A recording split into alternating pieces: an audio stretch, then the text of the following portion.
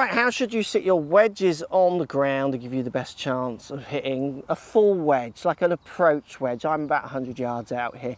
Maybe we'll do another different video for chipping. Big problem I see when it comes to wedges on the ground when people set up is they set up like a 7-iron, so kind of far back from the ball. This is a shorter club than your 7-iron. And then what ends up happening is the toe gets up in the air, they hit shots, and they tend to pull them. They go left. Because when you have a club with lots of loft, so this is my 50 degree, the lie angle, certainly with the toe coming down, will have a massive effect on where the loft points. So even if the straight leading edge looks like it's pointing straight, the loft, the bit you're going to hit, will actually be pointing left. So you've got to make sure you don't get your hands too low. And a good way of doing this is practicing some shots where you stand up a bit taller and get your hands a little higher, almost feeling like you're putting the toe end of the club in the ground, and hit a few full wedges. And watch what happens to your direction, because the problem is people do get a little bit like a 7-iron out here, like I said, toe up in the air. If I swing at this, I mean, I need to aim right side of the green because the loft is pointing basically kind of at the pin. So I need to account for that. And people don't. They aim at the pin, stand like that, and then they miss left side of the green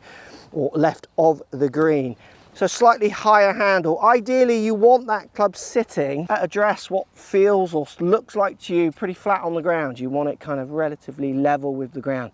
But for lots of students, the terminology, the language I use is actually try and get the toe slightly in, and that's what gets them putting the club on the ground. Practicing some with the toe on the ground and feeling like you're hitting it that way, watching what it does to your direction, really gives people better options of hitting target when it comes to their wedges.